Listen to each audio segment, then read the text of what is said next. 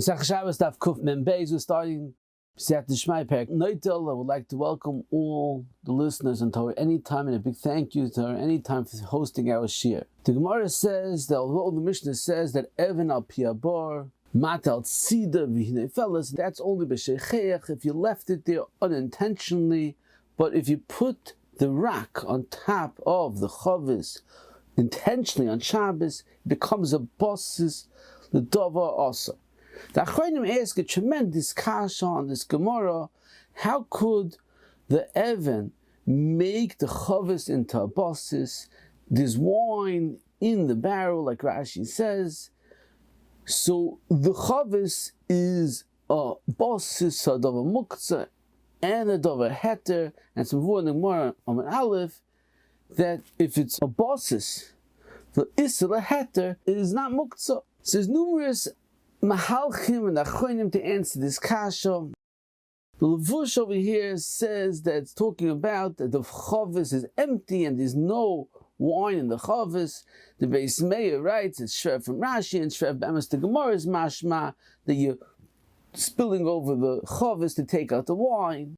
And Tosfos Shabbos says that since the Evan is higher up than the wine, it's considered a bosis only for the Evan and not for the wine. And he says it's a davar chiddush, so this bar b'poiskim. Yukvege brings from Chuvas Mekar Baruch that since the Evan is on the spout of the chavis, therefore it's considered only a bosis to the Evan and not for the wine. The Meiri says a little different, that since there's no way to get to the wine without moving the Evan, which is muktza, so therefore the barrel is considered a bosis only le'isser and not for heter. The tzarchi and the havana in the Meiri, and I saw in the Sefer Orev Simcha on the bottom of the Or Sameach that he explains the Or Sameach, which says a similar nusach to the Meiri, and he says it's totally in the Chakira, and what the Havana is, when you have a bosis, the davar Isser, and the davar Heter is not considered muktza. He said you could explain in one of two ways. One mahalach is that a bosis, the davar also has to be specifically the davar also, and how much is the davar Heter, and it's not solely mishamish the davar also, it doesn't have a din of bosis. However, the Taz explains differently. Taz says when there's Isser and Heter, the Heter is mevatel the muktza, and it's considered only a bosis the davar Heter.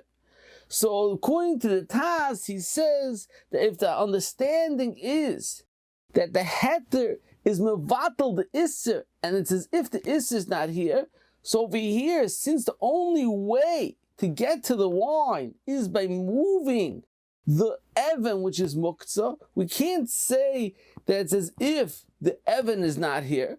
The Evan is here. There's no way to get to the wine without the Evan. So Mela, it will be considered a bosis l'davar ha'aser. Moving further on, the Gemara says the gabi tiltul muktza, if eichel meruba ala psoiles, you're allowed to be metaltel the psoilis. However, if psoilis mubal oichel, you cannot be metaltel the muktza. Tosfos brings from Tam that explains that when it's oichel meruba ala psoilis, the reason why you're allowed to be metaltel the psoilis is because it's like it's bottled to the oichel, and therefore you let it take it and throw it away. This Tosfos is tzarchi and gadol. What's the head of the fact that the oichel is meruba, and how does it mevatel the psoilis? The psoilis is nicker b'mekoymai. You only find bittul when something is in that nicker. The Chaznish writes that you see from this Tosfos a tremendous chiddush, that he's not understanding it's midin bittul. Bittul wouldn't pass because it's nicker. But Tosfos is understanding that since the psoilis is stopping you from eating the oichel, so any muktza which is stopping the oichel, you're allowed to take away the muktza and eat the oichel, it's not considered tiltul of muktza, it's considered tikune oichel. And the Chaznish writes that according to this, if you have a fly on top of a kois, or some other muktza which is preventing you from eating something, you're allowed to move away the muktza in a situation that's not boirer, and it's not considered tiltul muktza b'chlal, it's considered tilkune oichla. Tremendous chiddush, it's involved in this taisus. It's the havanas advarim, zakati tzarichian. Tiltul muktza is an issa d'rabanan. So meheka teisi should make a difference. That's a shina in the etzem issa when it's a tilkune oichla. The bir advarim is the hektim. A Rashban of Chavtes that says a similar idea, like this before in Tais over here. The Rashba says that when it's eitzim, the noshum and a dekel on yontif into the fire, and it's muktza because it's noilad. So the Gemara says you can be marbe eitzim muchanim and stroke the fire on yontif. The Rashba explains that the fact that you're marbe eitzim Muchanim is not bittul b'roiv because it's nicker ha'isser b'mekoymai. But the havana is that since there's so much eitzim muchanim, therefore it's not going to look like a tiltul muktza. It's going to look like a tiltul on the dvarim muchanim, and the shever kli that is netaltel to be considered tiltul menatzat. The Rashba's tzarchi and gadol.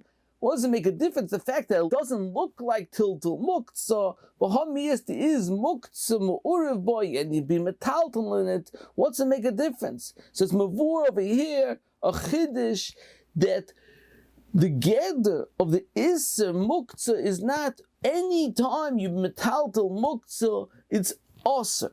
Tiltul muktza is specifically when the action qualifies as an act of tiltul muktza. It has to be clear and shtel davek in the ikar asiyah that you're doing a ma'isa of tiltul muktza. However, if you do a ma'isa that happens to be that through it is a tiltul muktza, the din of that ma'isa is not a ma'isa of tiltul muktza and will not be aser. That's what we see in the Rashba, that since the majority of the eitzim or muchanim doesn't look like tiltul muktza, and therefore it is mutter. And the hein divrei atosis b'shmaitzin, that since the oichel is meruba, therefore it's not considered a tiltul muktza. We see it as a tikkun oichla, like the Chaznish says. It's a tikkun oichla, and the Chaznish is coming to mata even more. You could do a specific ma'isa to the muktza because it's not classified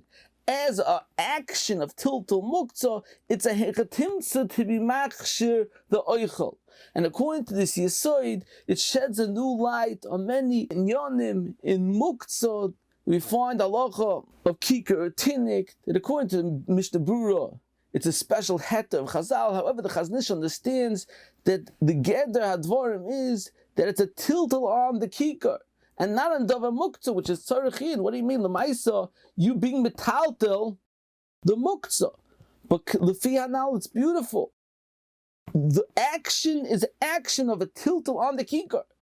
And it has to be chal on the ma'isa. It's a ma'isa of tiltul muktza in order to be aser. According to this, we can explain the halacha, the oidi biyodis is mutter and tiltul, because since the muktza is already in your hand, so you happen to have it in your hand, it's not considered an action of tiltul muktza, and it could be that's the havana in the divi atzlach in the beginning of beya v'ayin sham. And according to this, we can also explain the hagdara in tiltul menatzad the tzeicht of mutter, that although you'd be metaltal it, but it's the tzeicht of mutter, it's not considered an action of tiltul muktza v'ayin b'matnas chein shehirichu b'siyat shmaya oid b'zeh v'ayin sham.